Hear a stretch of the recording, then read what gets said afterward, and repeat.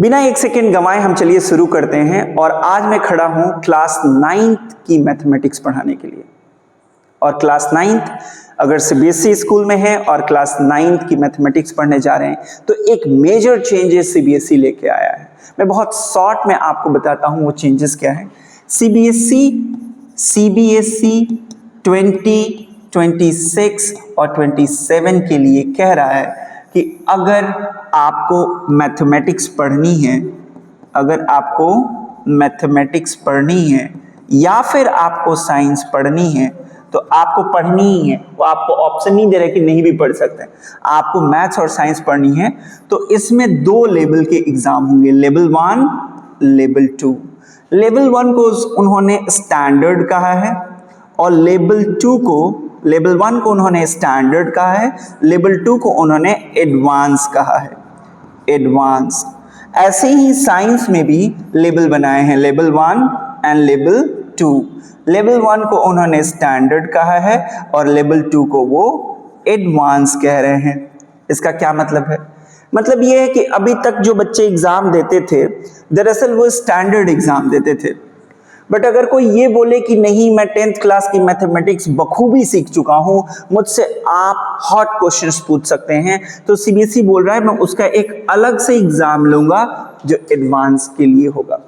ठीक है, तो अब एक बच्चे के पास ऑप्शन है, ये तो करना ही करना है, ये ऑप्शनल है, आप चाहें तो ये कर सकते हैं। फिर सीबीएसई कह रहा है साइंस में ये तो आपको करना ही करना है, ये आपको ऑप्शन दे रहा है सीबीएसई। तो ये एक बड़ा चेंज है और चेंज यहीं पे नहीं खत्म हुआ। सीबीएसई ये कह रही है कि भैया अगर आप रोट मेमोराइजेशन पसंद है, जो ज्यादातर स्कूल अभी भी इसी मेथड पे काम कर रहे हैं, रोट मेमोराइजेशन, तो ये खत्म कर दिया गया पूरी तरीके से। वो बोल रहे हैं कि अगर आज भी आप कंटेंट डिलीवरी देते हैं, बच्चों के सामने भाषण देते हैं, तो जितना जल्दी हो सके इसको बंद कर दीजिए। जब से न्यू एजुकेशन पॉलिसी आई है 2020, मैं यही सोचता था कि बड़ी सुंदर बातें तो इन्होंने पेपर में कर दी, बट स्कूलों में इसको इम्प्लीमेंट होते हुए ठीक ठीक देख नहीं पा रहे हैं। बट इस बार की जो गाइडलाइन उन्होंने दी है उसमें ये क्लियर कर दिया है कि एग्जाम कैसे होंगे, और उन्होंने एग्जाम के रास्ते सारे स्कूल के अंदर चेंजेस स्टेबलाइज कर देंगे, क्योंकि उन्होंने एंड गोल ही बदल दिया है। एग्जाम ही वो ऐसा लेंगे कि स्कूल को अपना पढ़ाने का तरीका बदलना होगा।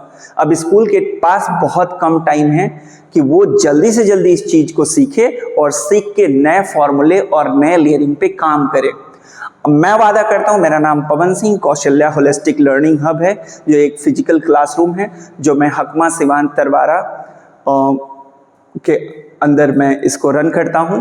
ये एक ऑफलाइन सेंटर है, बट अगर आप मेरे इस ऑनलाइन सीरीज से बने रहते हैं, आप इस प्लेलिस्ट के साथ बने रहते हैं, तो यकीन मानिए मैं आपको जो मैथमेटिक्स पढ़ाऊंगा वो स्टैंडर्ड के साथ साथ एडवांस को भी कवर करूंगा, ये मेरा प्रॉमिस है।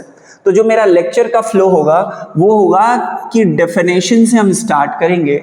डेफिनेशन के बाद ये जानेंगे कि वो डेफिनेशन काम कैसे करता है, वाई वो डेफिनेशन एग्जिस्ट करता है। उसके बाद हम उसके एप्लीकेशन के बारे में पढ़ेंगे, है ना। एप्लीकेशन के बाद हम देखेंगे कि रियल लाइफ प्रोजेक्ट्स क्या क्या कर सकते हैं। तो इस तरीके के मैंने स्टेप्स बनाए हैं। डेफिनेशन सिखाना या फिर सोर्स बताना कि वो कहां से आया है, स्टेप नंबर 1 होगा हमारे पढ़ाने का। स्टेप नंबर 2 होगा कि वो कहां से आया, तो क्यों आया, या जो बनाया डेफिनेशन वो कैसे बना होगा, स्टेप नंबर 2। स्टेप नंबर 3 पे हम एप्लीकेशन डिस्कस करेंगे, जो है और वो जिस भी लिए है, जिस चीज के लिए भी है, उसका एप्लीकेशन क्या है, और अगर एप्लीकेशन जान भी गए तो उसको हम अपनी लाइफ में कैसे यूज करेंगे, इस पे मैं ज्यादा फोकस करूंगा। तो जैसा कि मैंने इस पूरे चैनल का थीम रखा है कि बिना कोई हुक, बिना किसी हाइप क्रिएट किए, सिंपल भाषा में मैं आपको चीजें स्पष्ट तरीके से बताऊं, ताकि आप सीधे कंटेंट डिलीवरी को एंजॉय करें और अपने दिमाग में सारे कॉन्सेप्ट क्रिस्टल क्लियर करते हुए चलें, ना कि उलझ जाएं और परेशान हो। तो सीधे स्टार्ट करते हैं लेक्चर, जो आज है मेरा first lecture 9th class mathematics का, जिसमें हम पढ़ने वाले हैं नंबर सिस्टम। सिस्टम को जब 2-3 बार आप कहेंगे सिस्टम सिस्टम सिस्टम, कोई बोले कि ये मेरे घर का सिस्टम है कि आप खाना खाने के बाद प्लेट को सिंक में ले जाके डालें, ये मेरे घर का सिस्टम है ना। ये मेरा सिस्टम है कि बिना फीस लिए मैं पढ़ाता नहीं। ये मेरा, हालांकि मैं यहाँ पे YouTube पे सब कुछ फ्री में ही दूंगा, उसके बदले में आप प्यार दुलार करें, मैं उसमें बहुत खुश हूँ, है ना। मुझे भी एक आइडेंटिटी मिल जाएगी, एक आइडेंटिटी की लालच रखता हूँ, इसके अलावा कुछ भी नहीं चाहिए आपसे। और मैं हर एक CBSE के बदलाव के हिसाब से बदल जाऊंगा, जिससे आप न्यू एजुकेशन पॉलिसी को तुरंत पकड़ लें। तो मैंने बात किया सिस्टम की, कि सबसे पहला जो नंबर सिस्टम में, अगर मैं नंबर सिस्टम आपको पढ़ाने जा रहा हूं, नंबर सिस्टम, तो उसमें से सबसे पहले मैं सिस्टम समझना चाहता हूं। तो मैंने बोला सिस्टम एक वेल डिफाइंड रूल हो सकता है, जिस रूल को यूज करके कोई बड़े ऑपरेशंस किए जाते हो। तो नंबर्स क्या है? तो नंबर्स को वैसे ही ट्रीट करिए जिस तरीके से अल्फाबेट को इंग्लिश ट्रीट करता है। अगर इंग्लिश एक लैंग्वेज है तो अल्फाबेट उसके क्या हैं? हाथ पैर। उसी तरीके से मैथमेटिक्स अगर आप सीखने चले हैं, मैथमेटिक्स, ठीक है, तो ज्ञानी पुरुषों ने पहले ही, बहुत साल पहले जब मैं पढ़ता था, तभी अपने टेक्स्ट बुक में लिख दिया था कि मैथमेटिक्स एक डिलक्स कोच है ना, एक बहुत ही अच्छा डिलक्स कोच है। अगर आप इस डिलक्स कोच पे बैठ के अगर आप अपनी साइंस की यात्रा करते हैं, तो यकीन मानिए आप इस साइंस के ट्रिप को बहुत ही बढ़िया एंजॉय करने वाले हैं। तो अगर ये वाली डिलक्स कोच पे बैठ के साइंस को ट्रेवल करें, साइंस की दुनिया देखें, तो आपकी वो दुनिया बहुत खूबसूरत लगेगी, बहुत आसान हो जाएगी, बहुत आराम से आप उस दुनिया को की सैर कर पाएंगे। अब बात करते हैं नंबर्स क्या है। तो नंबर्स की कहानी जितनी भी आप सुने हैं, आपने तो बहुत कुछ सुन लिया होगा, 9th क्लास में है, 6th क्लास से सुन रहे होंगे। तो आपने नंबर्स में सुना होगा नेचुरल नंबर, आपने सुना होगा होल नंबर, आपने सुना होगा इंटीजर्स, आपने सुना होगा रेशनल नंबर।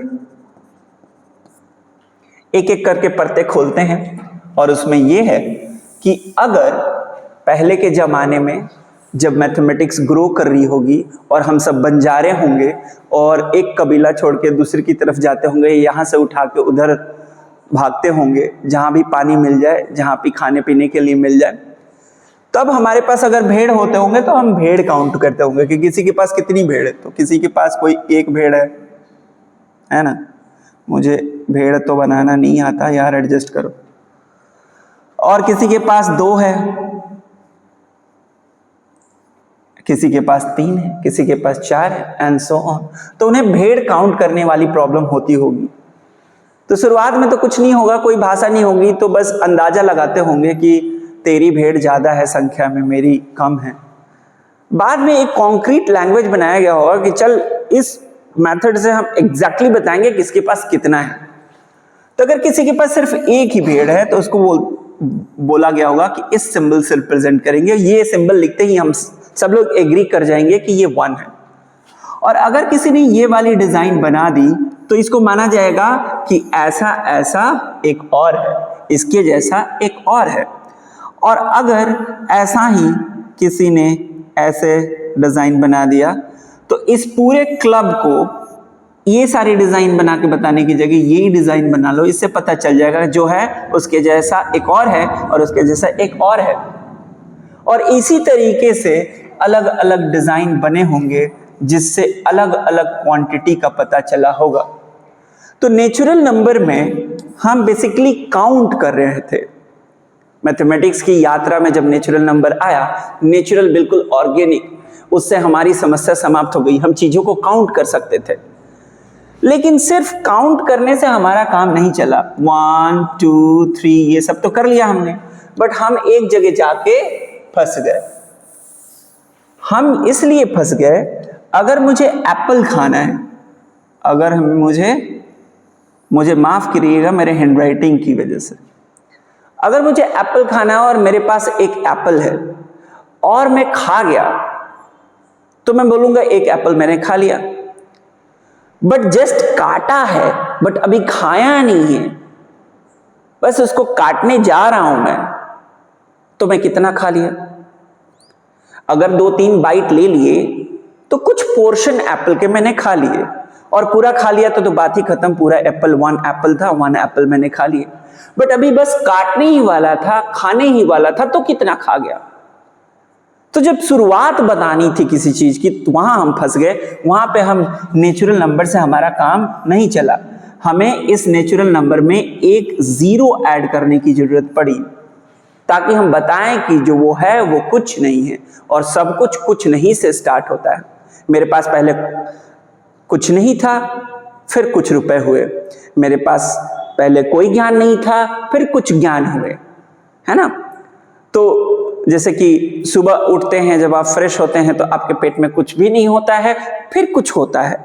तो कुछ नहीं से ही कुछ होता है। आप कुछ पे कुछ नहीं के रास्ते से ही जाते हैं। तो कुछ नहीं को इससे रिप्रेजेंट किया गया, और जब इसको डाला गया नेचुरल नंबर में तो वो बन गया होल नंबर।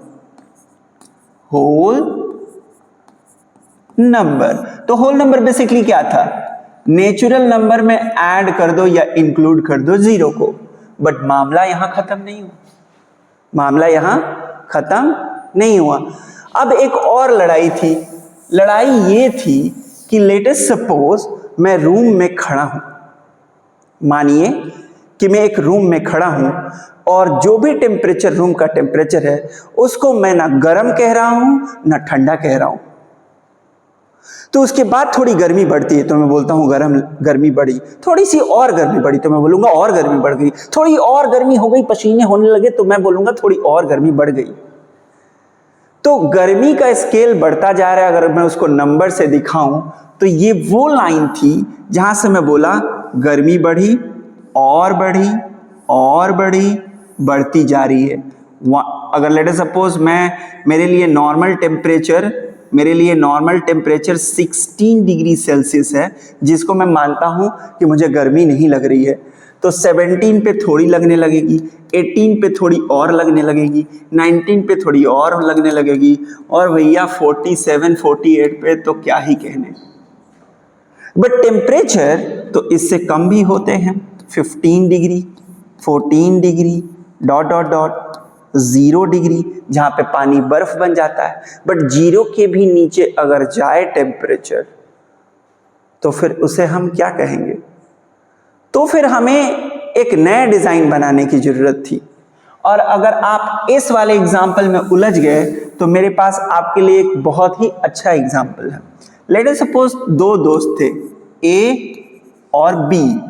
बी के पास एक भी रुपए नहीं है, वो ए से उधार लेता है 10 रुपए। कितने? 10 रुपए।